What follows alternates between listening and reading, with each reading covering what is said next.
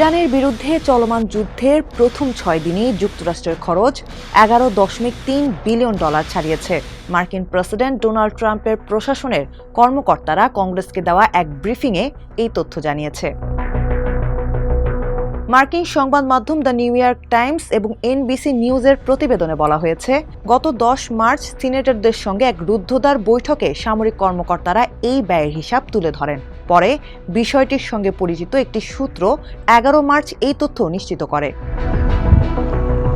তবে এই হিসাব যুদ্ধের মোট খরচ নয়। হামলা শুরুর আগে সৈন্য মোতায়েন, যুদ্ধ সরঞ্জাম পরিবহন ও প্রস্তুতির পেছনে যে বড় অঙ্কের অর্থ ব্যয় হয়েছে তা এই হিসাবের মধ্যে ধরা হয়নি। ফলে যুদ্ধের প্রকৃত ব্যয় আরও বেশি হতে পারে বলে ধারণা করা হচ্ছে। মার্কিন কর্মকর্তারা আইন প্রণেতাদের আরও জানিয়েছেন, যুদ্ধের প্রথম ২ দিনই প্রায় $৫.৬ বিলিয়ন অস্ত্র ব্যবহার করা হয়েছে। এছাড়া হোয়াইট হাউস শীঘ্রই যুদ্ধের জন্য অতিরিক্ত প্রায় $৫০ বিলিয়ন অর্থ বরাদ্দ চেয়ে কংগ্রেসে আবেদন করতে পারে বলেও ধারণা করা হচ্ছে। এদিকে কেনটাকি সফরের সময় প্রেসিডেন্ট ট্রাম্প বলেন, আমরা যুদ্ধে জয়ী হয়েছি, তবে কাজ শেষ না হওয়া পর্যন্ত এই লড়াই চালিয়ে যাব আমরা। ওয়াশিংটন ভিত্তিক think tank centre for strategic and international স্টাডিজের বিশ্লেষণ অনুযায়ী এই যুদ্ধে যুক্তরাষ্ট্রের প্রতিদিন ব্যয় হচ্ছে প্রায় $89 কোটি। তাদের মতে বিমান, নৌ ও স্থল এই ৩ ধরনের সামরিক অভিযানের কারণেই মূলত এত বেশি খরচ হচ্ছে।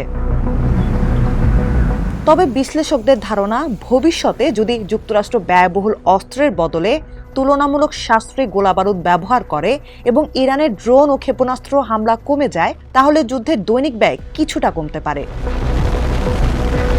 ব্রাউন ইউনিভার্সিটির এক প্রতিবেদনের তথ্য অনুযায়ী ২০২৫ সালে যুক্তরাষ্ট্র ইরানের পারমাণবিক স্থাপনায় হামলা চালাতে প্রায় $2 থেকে $2.26 বিলিয়ন খরচ করে। এতে B-2 স্টিলথ বোমারু বিমান, টমাহক ক্ষেপণাস্ত্র ও শক্তিশালী MOP বোমা ব্যবহার করা হয়। এই সংঘাত শুরু হয় গত ২৮ ফেব্রুয়ারি, যখন যুক্তরাষ্ট্র ও ইসরায়েল ইরানের রাজধানী তেহরান সহ বিভিন্ন শহরে বিমান হামলা চালায়। এরপর সংঘাত ধীরে ধীরে লেবাননেও ছড়িয়ে পড়ে। এখন পর্যন্ত প্রায় ২,০০০ মানুষ নিহত হয়েছেন, যাদের বেশিরভাগই ইরানি ও লেবানিজ।